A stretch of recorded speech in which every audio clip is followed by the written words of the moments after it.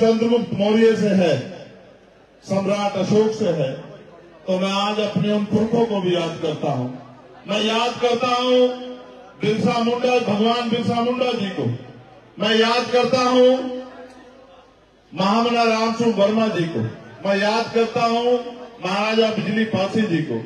मैं याद करता हूँ सर छोटू राम को। मैं याद करता हूँ राष्ट्रपिता ज्योतिबा फूले को। मैं याद करता हूँ छत्रपति साहू जी महाराज को। मैं याद करता हूँ छत्रपति शिवाजी महाराज को। मैं याद करता हूँ माँ फूलन देवी को। मैं याद करता हूँ बाबू जगदेव प्रसाद कुशवाहा को, जननायक कपूरी ठाकुर को, संत राम बी प्रजापति को, बाबू शिवदयाल चौरसिया जी को। मैं याद करता हूँ मान्यवर दीना भाना वाल्मीकि जी को, संत गाड़गे जी महाराज को, वीपी सिंह जी को, और मैं याद करता हूँ मेरे गुरु मान्यवर साहब श्री काशीराम जी को। मैं सभी महान्यायिकों का भी आज, जो महानायिकाएं हमारे यहाँ जन्मी है, माँ अवंतिका बाई लोधी, माँ झलकारी बाई कोरी, माँ उदा देवी पासी, माँ रमाबाई, माँ सावित्री बाई फूले, मैं उन सब वीरांगनाओं को भी याद करता हूँ।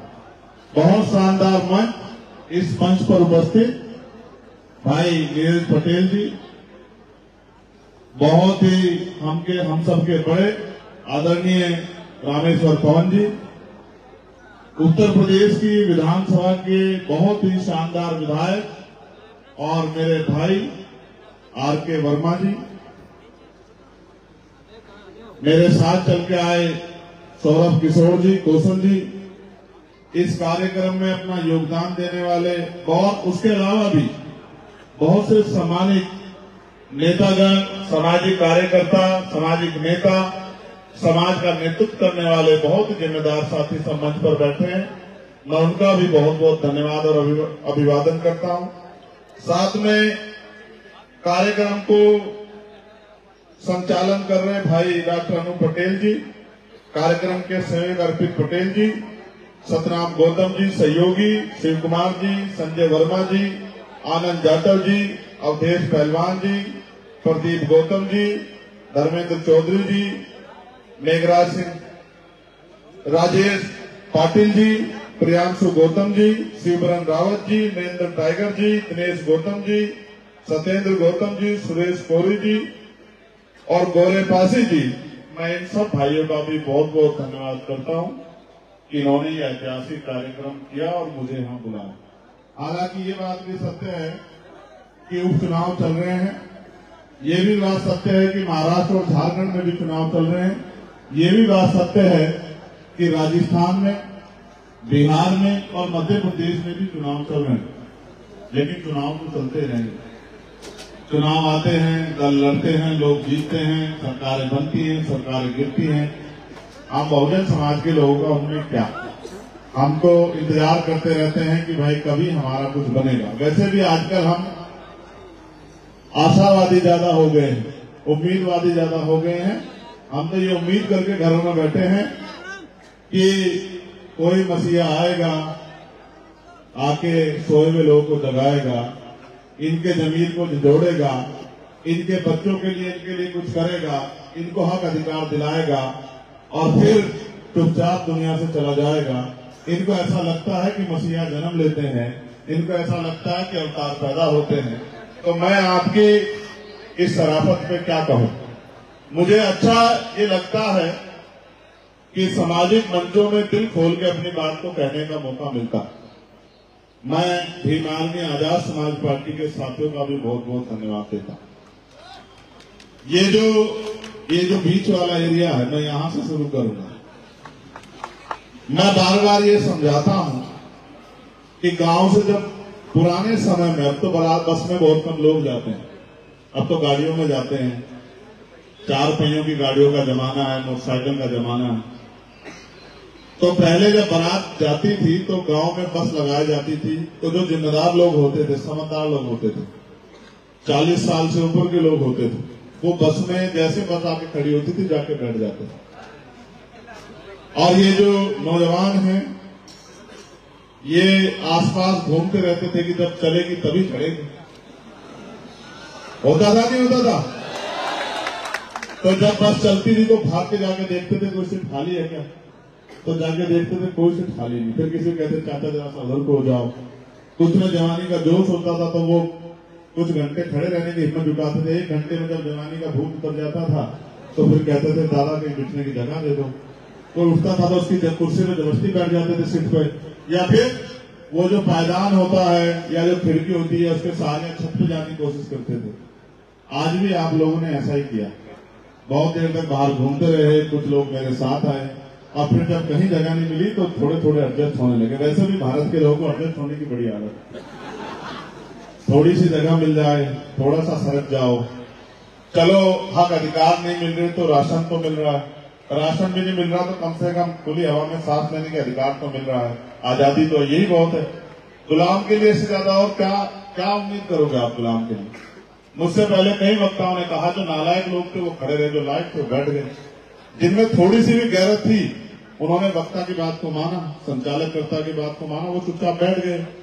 जिनमें गैरत नहीं थी वो लगातार खड़े रहे। देखो ऐसा होता है,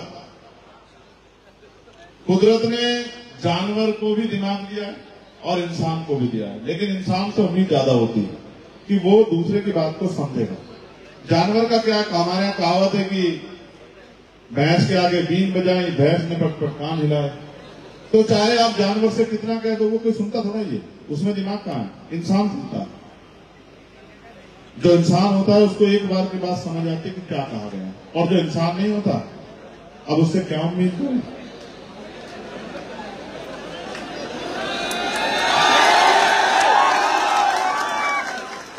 अगर नीला कपड़ा पहनने से क्रांतिकारी बनते तो तुम्हारी सड़कों पे सरेआम हत्या नहीं होती। नीला कपड़ा पहन के क्रांतिकारी बनते तो वहां ठेकों के बाहर लाइन लग के नहीं गिरे पड़े होते तुम लोग। ठीक है, सच मुझसे मत कहलवाओ। मैंने बड़े क्रांतिकारी देखे हैं, मंचों में बढ़िया भाषण देते हैं, घर में जाकर अंधविश्वास पाखंडवाद को खूब बढ़ावा देते हैं। मैं बहुत सारे परिवारों से वाकिफ हूं, मैं जानता हूं। खैर छोड़ो, आज उस पर बात नहीं करेंगे, आज आगे बढ़ेंगे। मेरी 2 चीजें बड़ी स्पेशल है, मैं उन पर कोई समझौता नहीं करता हूं। पहली है, बहुत दिन पहले मैंने माला पहनना छोड़ दिया था और वो घटना मैं कई बार दोहराता हूं कि आपको पता लगे, आप ये ना समझे कि भाई पता नहीं क्यों स्वागत को मना कर देते हैं, कोई नाराजगी है क्या। नहीं, ऐसा नहीं कि नाराजगी। जिस दिन हाथरस की बेटी के साथ जुल्म हुआ था उस दिन मैंने अपने मन में, क्योंकि जब उन्होंने मुझे गिरफ्तार करके उस बच्ची को जला दिया और पुलिस मुझे मेरे घर अरेस्ट करके लेके आई और मेरी मां ने मुझसे कहा, पुलिस कह के गई कि इसको रोक के रखना वरना सरकार एनकाउंटर बहुत करती है, मार देगी। तो मेरी मां ने मुझसे कहा, जब मैं वापस जाने लगा थी तब से, कब पुलिस तुम्हें मार देगी। तो मैंने अपनी मां से ये कहा कि सोचो अगर वो तो उस बेटी ने आपकी पेट से जन्म लिया होता या आपने उस बेटी को जन्म दिया होता तो क्या आप मुझे आज उसके लिए न्याय की लड़ाई लड़ने से रोकती। तो मेरी मां को मेरा दर्द समझ आया और मेरी मां ने मुझसे कहा कि जाओ कोशिश करो कि उस बेटी को न्याय मिले। उस दिन मैंने तय कर लिया था कि जब तक इस देश में बहन बेटियों पे जुल्म नहीं बंद होगा तब तक मैं माला नहीं पहनूंगा। अभी वो लड़ाई बहुत दूर है ना। मैं ऐसा नहीं कि मैं फूलों की नहीं पहनता, नोटों की पहन लेता हूं। ये भी सच है कि मैं किसी भी तरह की माला नहीं पहनता और मेरे अपने नियम में मैं उनको निभाता हूं। एक नियम मैंने बनाया कि वैसे हम स्वाभिमान की बात करते हैं, वैसे हमें पैर छुआने में बड़ा मजा आता है। ये देश जो है नायक पूजा का देश है। हम बाबा साहब अम्बेडकर को मानने वाले लोग हैं। बाबा साहब कहते थे कि धर्म में तो नायक पूजा अच्छी बात है, लेकिन मिशन में, राजनीति में नायक पूजा अच्छी बात नहीं, क्योंकि जब आप किसी को नायक बना देते हैं तो फिर वो तानाशाह हो जाता है और तानाशाह जो है अक्सर विनाश को आमंत्रित करता है। तो मैं पैर छूने से मना करता हूं। मैं आपको नीचे के लेवल पर भी कहूंगा, हमसे जो बहुत बड़े हैं, हमारी दादी की उम्र के हैं, दादा की उम्र के हैं, बड़े हैं, जिनका आप बहुत दिल से रिस्पेक्ट करते हैं, उनके पैर छू लो, चलो ठीक है, संस्कार के तौर पर ठीक है, मैं इसको भी सही नहीं मानता। मैं खुद कोशिश करता हूं कि किसी को अपमान न महसूस हो, मैं कर लेता हूं, लेकिन मैं आपको कहना चाहता हूं मैं इस लायक नहीं अभी, और मैं होना भी नहीं चाहता। मैं विचार को त्यागना नहीं चाहता कि आप मेरे पैर छूए।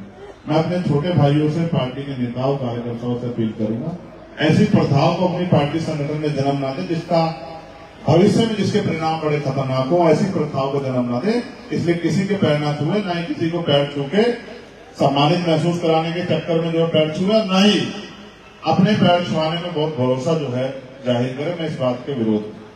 आपने इस कार्यक्रम में मुझे बुलाया है, सरदार पटेल जी के बारे में मुझसे बेहतर रामेश्वर पवन जी ने अपनी बातों में रखा, भाई नीरज पटेल जी ने रखा, भाई आर के वर्मा जी ने रखा। मैं उन पर बहुत कुछ नहीं कहना चाहता, उन्होंने जो किया है आज उनके बारे में बहुत कुछ स्पष्ट जो है रामेश्वर पवन जी ने किया है। चौधरी महाराज सिंह भारती जी मेरे इसलिए मेरे दिल के करीब हैं, इसलिए मैं उनको मानता हूं क्योंकि वो अर्जक संघी थे। अर्जक संघ का निर्माण के संस्थापक सदस्य थे महामना राम सुवर्मा जी, चौधरी महाराज सिंह भारती जी, बाबू जगदेव प्रसाद कुशवाहा जी, ये सब एक परिवार था। इन्होंने मिलकर जो है अंधविश्वास पाखंडवाद के खिलाफ आंदोलन चलाया। वो संसदीय सदस्य भी रहे, सदस्य रहते हुए उन्होंने अपनी विचारों को कभी त्यागा नहीं। मैं उन्हीं काम में आई हूँ, इसलिए मैं उनको दिल से याद करता हूँ, बहुत मंच पे मैं उनके बारे में जिक्र भी करता हूँ। लेकिन मैं इस बात को भी सोचता हूँ कि अब उससे आगे क्या, महापुरुष तो करके चले गए, हम क्या कर रहे हैं? सिंह साहब बैठे हुए हैं, अहिरवार साहब बैठे हुए हैं, तो मैं ये सोचता हूँ कि कब तक हम ये कहते रहेंगे महापुरुष ये कहकर करके गए, ये कह के गए, ये करके गए, तो कुछ हम भी तो कर रहे हैं, कुछ हमारी भी तो जिम्मेदारी बैठती होगी, नहीं बैठती होगी। हम तो पढ़ने निकलने लगे हैं, अब तो हमारा दिमाग खुल गया, अब तो हम अपने अधिकार को जान गए हैं, तो अब तो हम कुछ कर रहे हैं। कब तक कहते रहेंगे उन्होंने किया कि सब कुछ तो लूट रहा है। अगर वो इतना करके गए और आप इनके सच्चे नहीं आए तो फिर कैसे लूट रहा है, फिर कैसे जो है सब खत्म हो रहा है। आप भी देख रहे हैं निजीकरण की भेंट चढ़ रहा है पूरा सरकार सिस्टम। क्या आने वाले 10 साल बाद कोई सरकारी नौकरी बचेगी?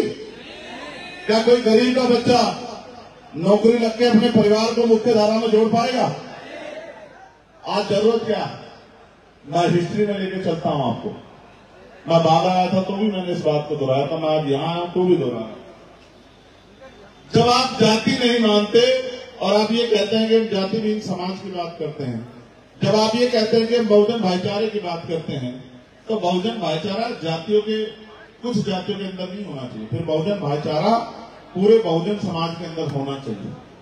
और जब बहुजन भाईचारे की आप बात करते हैं तो आपको हिस्ट्री पढ़नी चाहिए कि कितना बड़ा योगदान आज हमें यहाँ खड़े करने में हमारे इसी बहुजन भाईचारे के जो बड़ा भाई पिछड़े वर्ग के लोगों का है।